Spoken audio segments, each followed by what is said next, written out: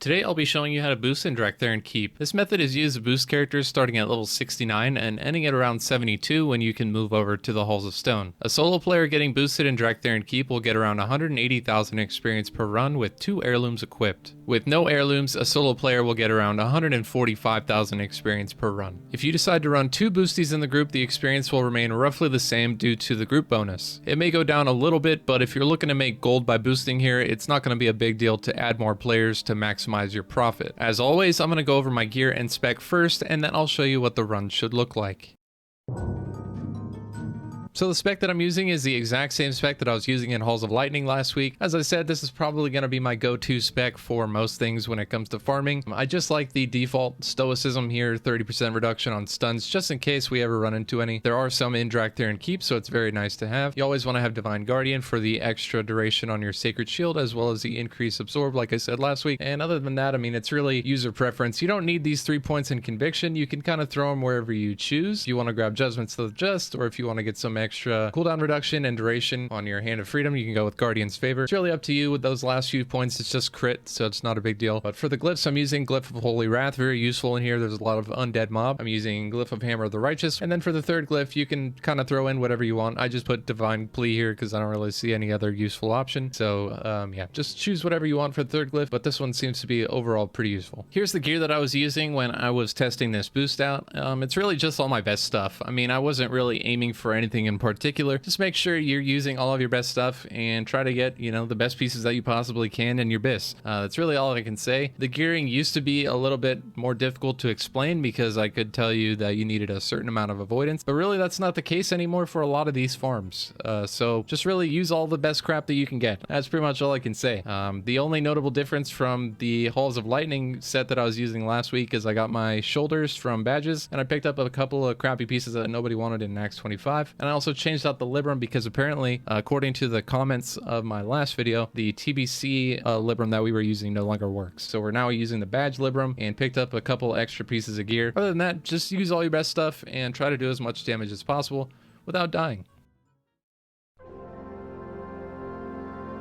So when we first zone in, we're going to go ahead and pull the first 3 packs into a corner and start killing them. You want to make sure to use Shadow Res Aura here. I was actually using Frost Res because I do swap to it later on in the dungeon, and I forgot to swap it back. So just make sure when you're starting out here, you do have Shadow Res Aura on. It's extremely helpful to mitigate some of that damage. We're going to be pulling the first 3 groups here and use Seal of Command and our other damaging abilities to get these mobs down. Our primary target is going to be the Risen Drakari Soul Mages first, and then we will swap over to the Necromancer human looking guys, and then we will kill the warriors last. Make sure if you get a banish debuff on you that you want to cleanse that off, as it does reduce your damage by quite a bit. And a lot of people were asking me in my previous video how I was healing so much, so I'm assuming a lot of new Paladin players are finding the channel, so I'll try and explain everything the best I can. So the healing that we're getting is coming from Judgment of Light, and we're using Seal of Command for damage. Now if you're doing this properly and you're constantly judging the target that you're attacking, then you really shouldn't need any other healing, as this is going to heal you periodically for 500 to 1000 damage every single time, and with Reckoning it'll proc even more, and your abilities can also proc it, so that's where our healing is coming from. For the most part in Drakthar Keep, you don't ever really need to swap over to Seal of Light unless you do a pull that's just too big. Otherwise you're going to be using Seal of Command for pretty much the entire dungeon. You may have noticed that I'm periodically having to dodge these void zones, and those come from the soul mages and the crippling effect, and also the frostbolt comes from the humanoid looking mobs, which are called the reanimators. And finally, the warriors have a stacking armor debuff that will reduce your armor by 10% for each stack. This can actually stack up to 10, reducing your armor by 100%, so it's really important that you watch out for that debuff. If it starts getting too high, you can bubble or bop it off, and make sure if you are already dealing with a lot of those stacks, you don't pull more warriors because they will just continuously stack it up. So just keep an eye out for the void zones and make sure you're watching your armor debuffs as well as cleansing off the cripple effect, and you should be okay in these first few pulls. After you complete this pull, the boosties are going to want to move up to this pillar and LOS. They can just stand here in this corner for the remainder remainder of the boost, and they will get all the experience for the entire thing. The next pull is going to consist of these 4 mobs at the bottom of the stairs, and then some sort of combination of ghouls and abominations from the next room. How much you really pull is up to you. As long as your gear is good enough, you should be able to handle 2 abominations and at least 1 pack of ghouls all at once. Just experiment a little bit before you try anything, because this pack can actually hurt really badly. If you get a lot of the armor debuffs stacked on you and then you have the ghouls and the abominations attacking you, the damage can ramp up pretty quickly. But just experiment with how much you can pull and how much you can handle, and then just do that every run. If you have any soul mages, we're going to prioritize killing those first, and then we'll move on to the abominations, and then we'll move on to the warriors and the ghouls afterwards. All the mobs up to this point, with the exception of the reanimators, have been undead. What that means is we can be using Holy Wrath on cooldown to make sure we're doing as much damage as possible. That's why I do recommend that you use the glyph of Holy Wrath for this boost, as it really increases the damage that you can do to all these mobs at once. I should also mention here that the abominations do have a disease that they will put on you. It's like a spray that they do in a frontal cone. Just make sure if you see that debuff on you that you're dispelling it. After you've got most of this pull or all of the pull dead, then we're going to move on and pull the remainder of this room past the first boss into the room with the spiders. The first boss will actually reset, and you don't have to worry about killing him or anything like that, so just keep on running. This is a great time to use rocket boots so you don't take melee damage from him, but if you do, it's not a big deal because he doesn't really do any damage anyways. When you first enter this room, you're going to see these spiders, and you're also going to see these cocoons that are around the entire room. You should always make sure to open up these cocoons, as all but one will contain trolls that you can kill for more experience. The spiders have a very annoying web ability that will root you to the ground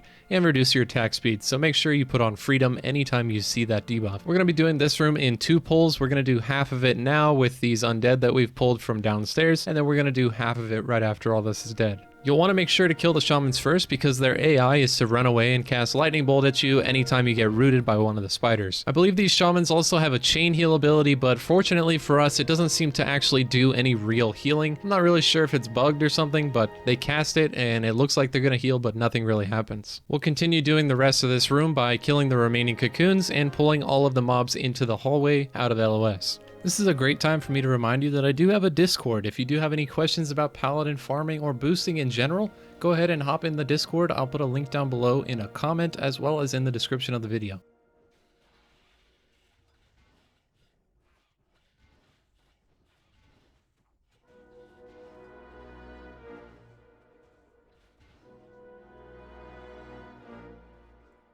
After you've killed all the spider room, you can actually just hug the right wall in here and just directly skip this boss. You don't have to worry about pulling him or killing him. He's a major pain to deal with anyways, so you definitely don't want to pull him. So just hug the right wall here and you shouldn't aggro him. We're going to be moving into this room with all the bats. We can actually just pull this into the next pack and we'll kill everything outside. This pull is another one where you kind of just have to see if you're comfortable enough to pull all these extra packs. So I pulled the bats into not 1 but 2 more groups. So what you can do is actually just pull 1 extra group, and that's a lot easier. These hunter guys, they ride raptors. They have nets and they have stuns, and they're super annoying. They'll run away and start shooting you after they net you. So if you're not comfortable with dealing with all that, you can just kind of slow it down a little bit, pull 1 less, and if you get more and more proficient at this, then it's something that you might want to add in later. Luckily, we did spec into stoicism, so that means anytime we do get stunned, it's going to be a super short duration, which really improves the safety of this pull in particular. So if you're not running stoicism, then I do recommend that you don't pull all of these at once.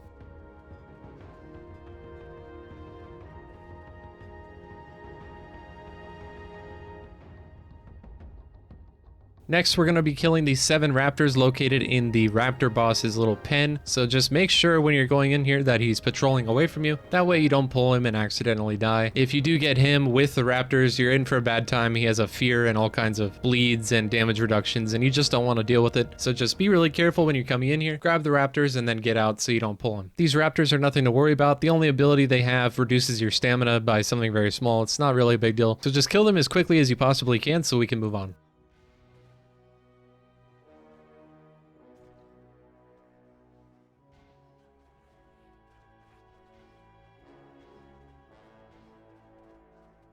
The next area up top contains undead and trolls that are constantly in battle with each other. The problem with these mobs is that they're already low on health. Due to a side effect of Blizzard's pre-launch mob tagging fix, if we were to kill these mobs now, they would only grant a very small percentage of their normal experience. This is a very similar situation to what happens in Shattered Halls and the Drakes taking damage from Frenzy and Utgard Keep. From what I've seen, if we killed these mobs now, we'd only be granted between 25 and 500 experience. What we can do to get around this is pull all of these mobs while mounted and then hop on one of these weapons to reset them. When they drop combat and reset back to full HP, the experience from killing them will be back to normal. Using this method allows us to get this boost up to acceptable experience numbers and make it somewhat viable. When you do get into combat with these mobs, what you want to do is kill the skeletal undead first, and then you'll move on to the troll guardians because they do have a stun ability and it can be somewhat annoying. In total, you only need to do 2 resets, so one for this first pack and we're going to kill this entire pack, and then on the next pack there's another group that's in combat and we're going to do the same exact thing and reset them and then get them back up to full HP, pull them all together with another pack, and then get them all down.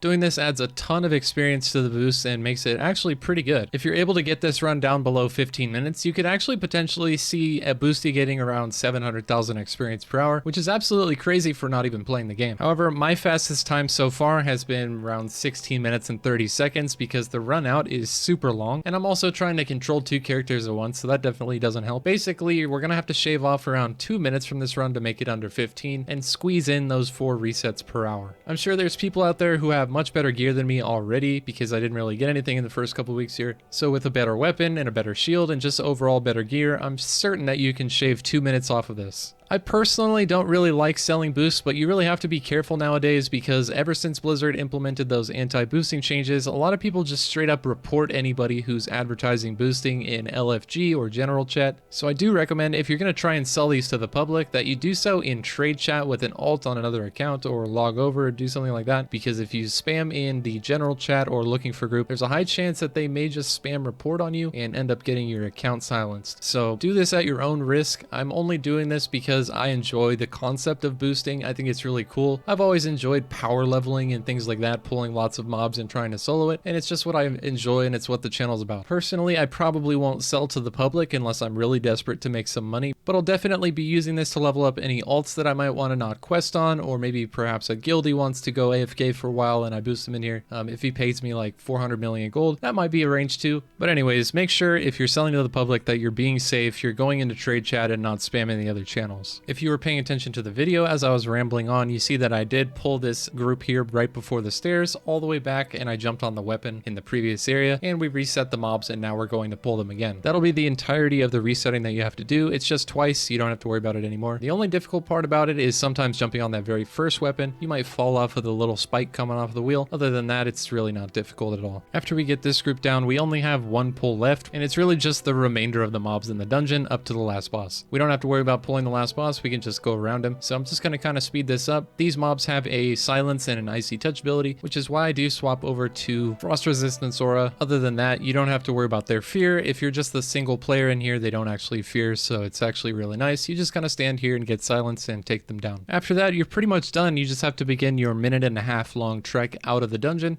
It's super long. You have to go around the boss on your mount, jump down all the waterfalls or whatever they are, and then walk all the way back to the front of the dungeon. I'm still looking for a reliable logout skip or something of that nature to save some time on the run out, but I haven't found it yet. So for now, we're just going to run all the way out, and it does take a super long time. I actually finished this dungeon at around 15 minutes and 10 seconds, and then the run out took me all the way up to 16 minutes and 30 seconds. So it's like 1:20 just to go from the end of the dungeon back to the start. But that's pretty much going to conclude it, guys. There's not really much else to it. You just kind of got to go through and kill all the mobs and get out of the dungeon as fast as possible. Like I said, you'll want to be in here from 69 to 72, and then after 72, I believe the next step is to go to Halls of Stone. I haven't yet tested the experience in Halls of Stone myself, but now that I've got a 72 alt, I'll definitely be going in there to test it out. I hope you enjoyed today's video, and if you did, make sure to subscribe and drop a like and a comment. Thank you so much for watching, and I'll see you in the next one.